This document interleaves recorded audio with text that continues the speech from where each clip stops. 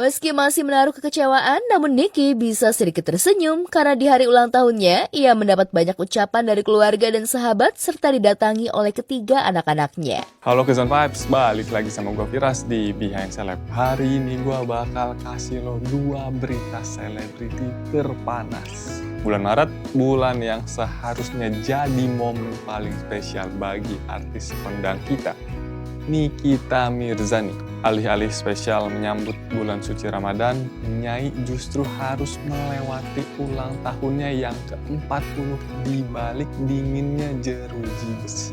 Kado terburuk pun ia terima dari Mahkamah Agung yang resmi menolak permohonan kasasinya. Meski kecewa berat, Nikita tetap berusaha tegar dan tersenyum. Pasalnya, di hari ulang tahunnya tersebut, ketiga buah hatinya datang berkunjung, membawa hangatnya cinta di tengah masa sulit sang ibunda.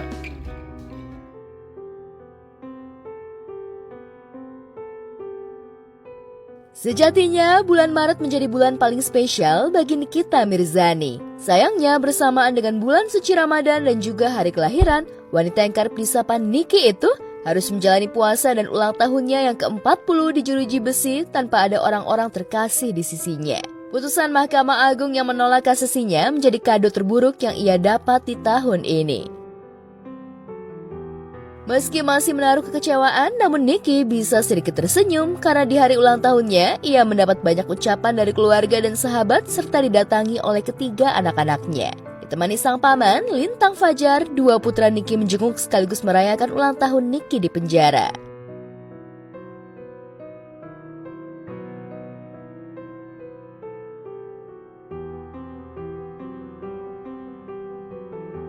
Tak hanya mendatangi rutan, ketiga anak-anaknya pun memberi ucapan manis untuk Nicky di hari ulang tahunnya. Selamat ulang tahun, Ami.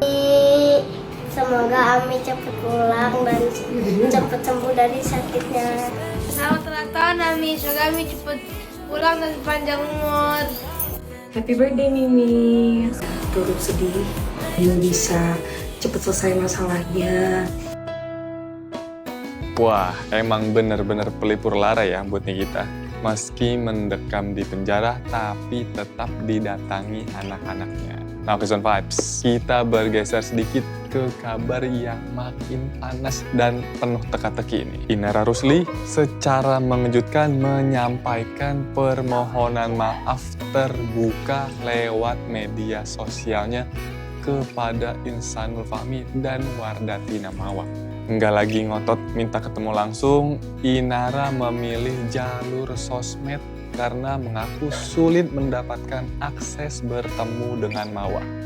Namun, banyak yang bertanya-tanya, apakah permintaan maaf ini adalah bentuk ketakutan? Usai munculnya bukti kuat terkait dugaan pernikahan siri antara dirinya dengan Insan. Inara kini bak memakan buah si malakama. Ia seolah dibuang setelah Insanul Fahmi terus merengek ingin kembali ke pelukan Mawar. Belum lagi hasil olah TKP disebut-sebut mulai menyudutkan posisi Inara terkait tudingan perzinahan. Meski begitu, kuasa hukum Inara tetap pasang badan dan yakin kalau semua tuduhan itu tidak benar adanya.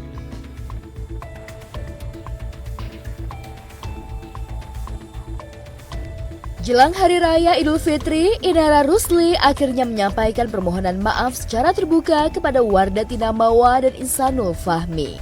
Permintaan maaf itu ia sampaikan lewat unggahan video di sosial media pribadinya.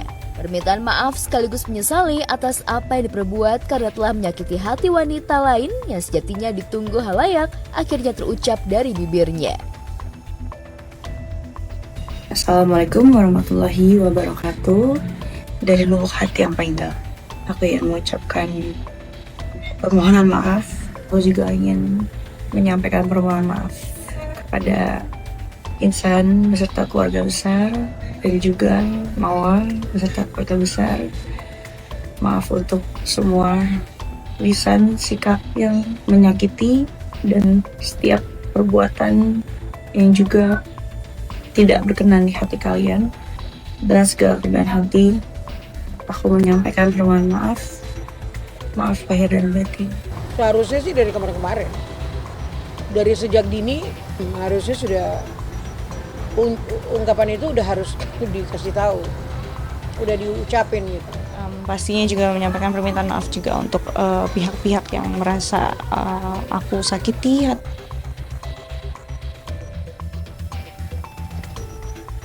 Inara sepertinya sudah tak lagi ngotot untuk meminta maaf secara langsung kepada Wardah Tinamawa. Sulitnya akses untuk bermuwajahah dengan Mawa meski berkarir di Jakarta membuat Inara memilih jalur media sosial untuk meminta maaf.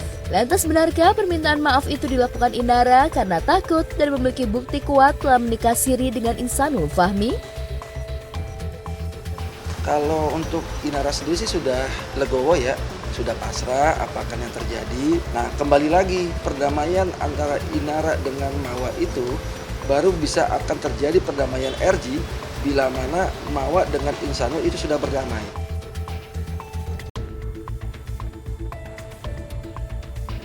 Inara bak makan buah si malakama.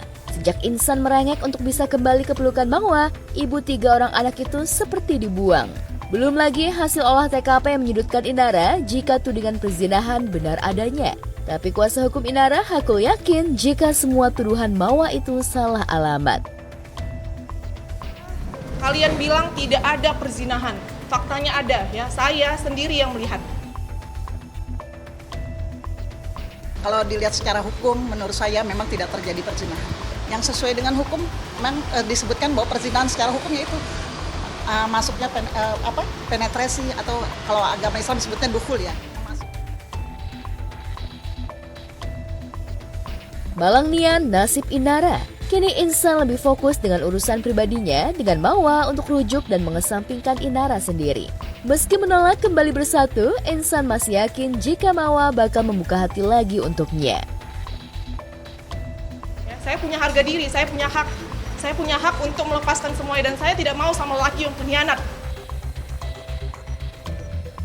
Rasa kecewa itu ada, pasti aku wajarkan.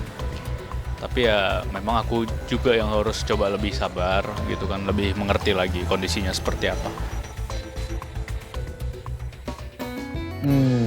Di sisi lain, Insanul Fahmi sangat yakin kalau pintu hatinya Mawa akan kembali terbuka untuknya. Lantas, bagaimana akhir dari cinta segitiga penuh hukum ini?